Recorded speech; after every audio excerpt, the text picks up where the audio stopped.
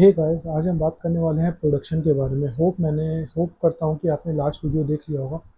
तो प्रोडक्शन को जो है इकोनॉमिक्स में दो पार्ट्स में डिफाइन किया गया है, या फिर ये कह सकते हैं कि दो व्यूज लिए गए हैं। पहला व्यू बोला जाता है क्लासिकल व्यू, दूसरा व्यू बोला जाता है non non neo classical view. Classical view, neoclassical view. ठीक है। क्लासिकल व्यू जो है बेसिकली हमें ये समझाता है कि किसी भी चेंज को, जो कि एक स्टेट ऑफ मैटर से अनदर में अगर कन्वर्ट हो जाए तो उसे हम प्रोडक्शन बोलेंगे। Production as per classical view उसका ये मतलब है कि change of state of matter from one to another. अगर एक चीज एक स्टेट ऑफ मैटर से अनदर में कन्वर्ट हो जाए तो वो जो है उसको हम प्रोडक्शन मानेंगे। ये क्लासिकल व्यू कहता है। जैसे कि एग्जाम्पल से समझते हैं। जैसे कि अगर पिग आयरन है, पिग आयरन से हमने आयरन रॉड्स बनवा लिए, आयरन शीट्स बना लिए, तो एक state of matter another state of matter में कन्वर्ट हो गया, तो इसे हम क्या कहते हैं? प्रोडक्शन कहते हैं। सीड्स से एग्रीकल्चर होने के बाद वो क्रॉप्स बन जाते हैं। जो क्रॉप्स बने वो क्या हुआ? Change of one state of matter into another. तो जो चेंज हुआ है इसे हम क्या कहते हैं? प्रोडक्शन। ये क्लासिकल व्यू जो है उसका एग्जाम्पल है, और ये क्लासिकल व्यू के हिसाब से प्रोडक्शन को डिफाइन किया गया है। बट क्लासिकल व्यू ये कहता है कि लेबर्स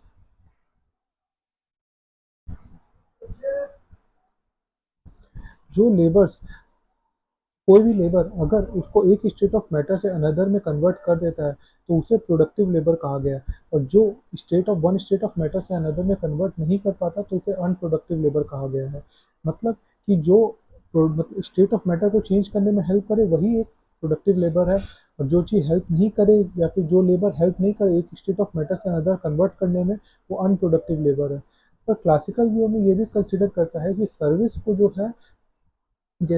को जो है वो हम प्रोडक्शन नहीं मानेंगे। रेंडरिंग ऑफ सर्विस को हम प्रोडक्शन नहीं मानेंगे। जैसे एक डॉक्टर ने एक सर्विस दी तो उसके बेस में उसे रिटर्न मिला, बट यहाँ पे एक स्टेट ऑफ मैटर अनदर में कन्वर्ट तो हो रहा नहीं है, और ये एक सर्विस लाइन हो गया। तो इस सर्विस लाइन को जो है वो कभी भी प्रोडक्शन नहीं मानता। ये क्लासिकल व्यू का प्रोडक्शन का डेफिनेशन का तरीका है।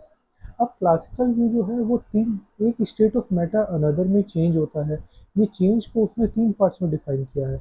एक उसने डिफाइन किया है क्वांटिटेटिव, एक होता है क्वालिटेटिव, एक होता है स्पेक्टिकल चेंज। क्वांटिटेटिव, क्वालिटेटिव और स्पेक्टिकल चेंज, तीनों को एग्जांपल से समझ लीजिए, चीज आपको समझ में आ जाएगा। सब चीज़ के बेसिक कंसेप्ट है प्रोडक्शन। प्रोडक्शन को अपने माइंड में लेके ये सब चीज़ को अपने आगे डिफाइन करते जा रहे हैं। तो प्रोडक्शन मतलब क्या? एक स्टेट ऑफ मैटर को अनदर में कन्वर्ट किया गया एज पर क्लासिकल व्यू, तो उसे हम प्रोडक्शन मानेंगे। क्वांटिटेटिव प्रोडक्शन का मतलब हो गया क्वांटिटेटिव प्रोडक्शन का मतलब हो गया जैसे कि फार्मर ने क्रॉप्स उगाया तो सीड को कन्वर्ट किया गया क्रॉप्स में, तो ये हो गया quantitative view. Quantitative change, change हुआ from one state of matter into another, तो ये हो गया क्वांटिटेटिव। क्वालिटेटिव वहीं पे यहाँ पे ये डिफाइन किया गया जैसे कि पिग आयरन को आयरन में कन्वर्ट किया गया, तो यहाँ पे भी एक स्टेट ऑफ मैटर जो है उसको अनदर में कन्वर्ट किया गया। यहाँ पे एक स्टेट ऑफ मैटर अनदर में चेंज हुआ, तो ये जो चेंज हुआ ये क्वालिटेटिव है। जहाँ पे एक आयरन को पिग आयरन को बस पिघला कर उसे नया आकार दिया गया तो उसे क्वालिटेटिव में कंसिडर किया गया। और वहीं पे तीसरा जो स्पेक्टिकल चेंज जो है उसको कहा गया है कि स्पेक्टिकल इसको मानते हैं जैसे कि एक कोल माइन है, तो कोल माइन से हमने कोल को एक्सट्रैक्ट कर लिया, ये भी एक प्रोडक्शन का ही पार्ट है। तो उसे हम जो है स्पेक्टिकल देते हैं, स्पेक्टिकल कहते हैं, क्योंकि यहाँ पे जो चेंज हुआ उसमें क्या हुआ कि कोल तो हमारे पास था, बट हमने उसे जो प्रोडक्शन कहा गया उसने उस कोल माइन से हमने कोल को एक्सट्रैक्ट कर लिया, तो वो क्या है? Spectacled change. तो हम अभी तक ये समझे कि प्रोडक्शन किसे कहा गया, प्रोडक्शन को कैसे डिफाइन करें। तो हमें ये समझ में आया कि प्रोडक्शन को डिफाइन करने का दो व्यू है, एक है क्लासिकल व्यू, एक है नियो क्लासिकल व्यू। तो क्लासिकल व्यू के जब हम अंदर चले तो क्लासिकल व्यू का कहना है कि किसी भी चीज़ को from one state of matter से अनदर में अगर अपने कन्वर्ट करते हैं तो उसे हम प्रोडक्शन मान लेंगे। चलो ठीक है। क्रॉप्स जो है, सीड से क्रॉप्स बना, तो ये जो एक प्रोडक्शन हो गया, ठीक है।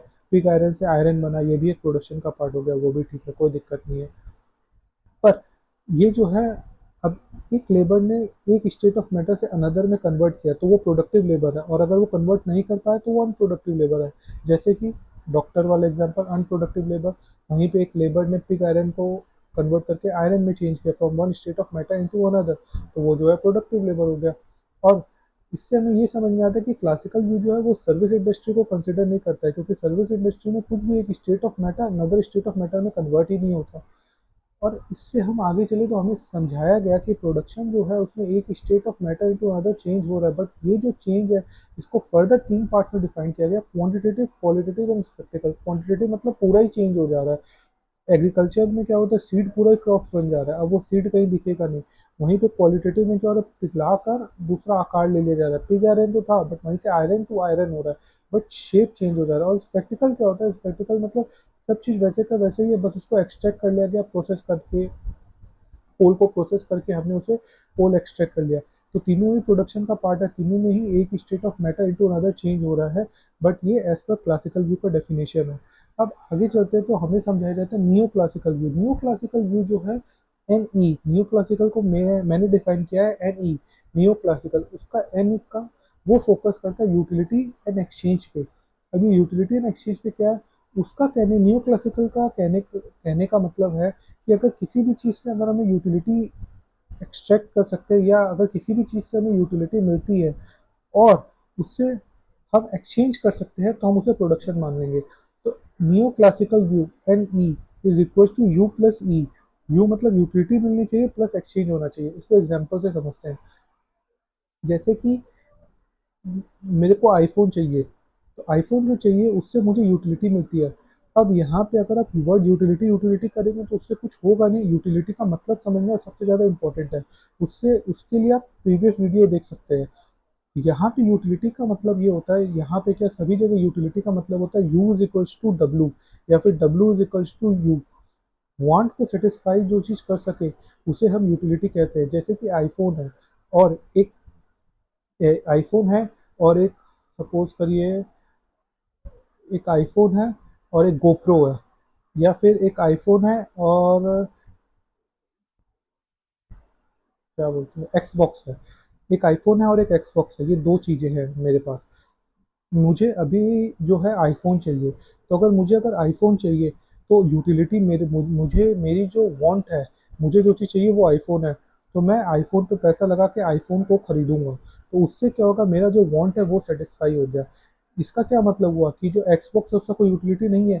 नहीं, उसका भी यूटिलिटी है, बट वो किसी और के लिए, अगर किसी को एक्सबॉक्स चाहिए तो वो उसकी यूटिलिटी है, उससे उसे क्या बेनिफिट मिल रहा है, उससे वो अपने वांट को सेटिस्फाई कर पा रहा है। दोनों के लिए ही एक प्रोडक्ट की यूटिलिटी है, बट मेरे नज़र में आईफोन की यूटिलिटी ज़्यादा है एज कम्पेयर टू एक्सबॉक्स। तो मैं आईफोन पे पैसा लगाऊंगा और मैं अपने वांट को सेटिस्फाई करूंगा। वहीं किसी और को एक्सबॉक्स चाहिए तो वो एक्सबॉक्स से उसकी यूटिलिटी है, तो वो एक्सबॉक्स खरीदेगा और वो अपने वांट को सेटिस्फाई करेगा। तो हर एक प्रोडक्ट की एक यूटिलिटी जरूर होती है, और उससे वो उसका वांट जो है वो सेटिस्फाई होता है। दूसरा एग्जांपल लें तो एक डोसा, एक बर्गर है। मुझे भूख लगा तो मैंने सोचा कि मैं बर्गर खाऊंगा, तो इसका क्या मतलब हुआ, बर्गर से मेरा जो वांट है वो सेटिस्फाई होगा, बट इसका क्या मतलब है, यूटिलिटी डोसा की नहीं है, नहीं किसी और को डोसा खाना है, तो उससे उसका यूटिलिटी जो है डोसा की भी यूटिलिटी है, और उससे उसका वांट सेटिस्फाई होगा। तो हर एक प्रोडक्ट का बेसिक चीज़ यही है कि हर एक प्रोडक्ट की यूटिलिटी है, बट किस प्रोडक्ट से किसका वांट सेटिस्फाई होता है उससे अपने डिफाइन करते हैं कि उस प्रोडक्ट की कितनी यूटिलिटी है। तो यूटिलिटी समझने के बाद हम चल रहे थे neo classical view. Neoclassical view जो है बेसिकली प्रोडक्शन को समझाने का एक तरीके की, प्रोडक्शन का मतलब क्या हुआ, प्रोडक्शन का मतलब हम समझना चाह रहे हैं as per neoclassical view. Neoclassical view का कहना है कि N E, neoclassical view का दो ही पार्ट है। एक बोलता है यूटिलिटी होनी चाहिए, दूसरा एक्सचेंज कर सकते हैं। अब इसका एग्जाम्पल से अपनी चीज़ को समझते हैं। जैसे कि अगर हम देखें, अगर क्रॉप्स, एक फार्मर ने क्रॉप्स को प्रोड्यूस किया, और वो क्रॉप्स को प्रोड्यूस करके मार्केट में बेचने जा रहा है। सबसे पहले न्यू क्लासिकल जो प्रोडक्शन है, यहाँ पे वो प्रोडक्शन डिफाइन करेगा यू प्लस ई। क्रॉप से यूटिलिटी है, हाँ क्रॉप्स की यूटिलिटी है क्योंकि उसको खा के भूख मिटाया जा सकता है, और भी उससे कई चीज़ मैन्युफैक्चर किए जा सकते हैं जो किसी और की यूटिलिटी है और किसी और का वांट वो सेटिस्फाई करेगा। तो यूटिलिटी में कोई क्वेश्चन नहीं है, हाँ उसकी यूटिलिटी है। और उसी उसी को वो फार्मर मार्केट में बेचेगा और उससे वो मनी एक्सट्रैक्ट करेगा। तो क्या वो एक्सचेंज हो रहा है क्रॉप? हाँ।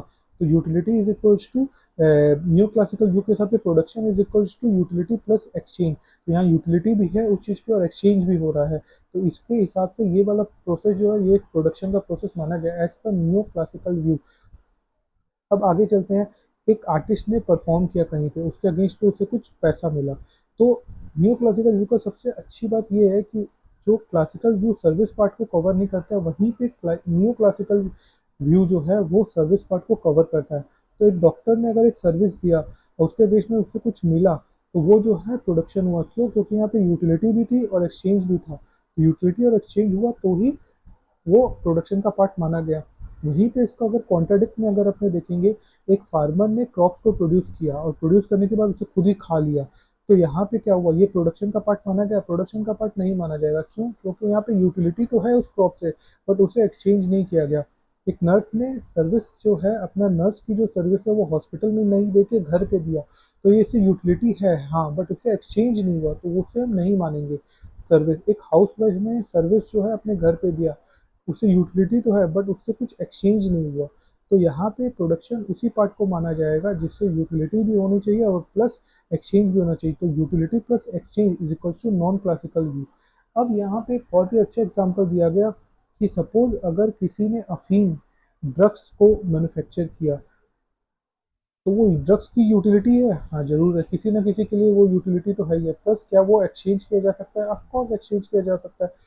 लीगली अगर इस पार्ट को छोड़ दें, लीगली इस पार्ट को कंसिडर नहीं किया जाए, तो भी as per new classical view इसे प्रोडक्शन माना जाएगा। क्योंकि वो फोकस खाली दो ही चीज़ पे करता है, एक होता है यूटिलिटी प्लस दूसरा होता है एक्सचेंज। तो यहाँ पे हम प्रोडक्शन को पूरे दो पार्ट्स में हमने समझा है। एक है क्लासिकल व्यू, एक है neo classical view. Classical view जो है मैटर, स्टेट ऑफ मैटर पे कंसिडर किया जाता है, और नियो क्लासिकल व्यू जो यूटिलिटी और एक्सचेंज पे फोकस करता है। तो यूटिलिटी और एक्सचेंज पे फोकस करता है, वहीं पे जो क्लासिकल व्यू है उसने फोकस किया है कि quantitative change, qualitative change, practical change, जिससे स्टेट ऑफ मैटर को वन फ्रॉम अनदर चेंज किया जा सकता है। और उसने क्या किया है? प्रोडक्टिव लेबर्स के बारे में बताया, अनप्रोडक्टिव लेबर के बारे में बताया। सर्विस इंडस्ट्री को कंसिडर ही नहीं किया गया, क्योंकि वो तो स्टेट ऑफ मैटर पे फोकस करता है, और स्टेट ऑफ मैटर जो है वो इकोनॉमिकल या फिर क्लासिकल होना चाहिए। क्लासिकल व्यू के हिसाब से स्टेट ऑफ मैटर होना चाहिए। तो मैटर तो सर्विस इंडस्ट्री में होता नहीं है, तो इसीलिए क्लासिकल व्यू सर्विस इंडस्ट्री को कंसिडर ही नहीं करता है, जहाँ जिससे कि प्रोडक्टिव अनप्रोडक्टिव लेबर का वर्ड्स जनरेट होता है। वहीं पे as per new classical view कुछ भी चीज़ अनप्रोडक्टिव लेबर नहीं है, जिससे भी यूटिलिटी जनरेट कर सकते हैं वो प्रोडक्टिव लेबर माना गया है, क्योंकि वो फोकस करता है यूटिलिटी पे, और दूसरा जो है एक्सचेंज पे, यू प्लस ई। तो अगर यूटिलिटी और एक्सचेंज दोनों जनरेट हो रही है, तो as per new classical view जो है वो प्रोडक्शन माना जाएगा। तो हमने प्रोडक्शन के दोनों पार्ट सीख लिए। थैंक यू, मिलते हैं नेक्स्ट वीडियो में।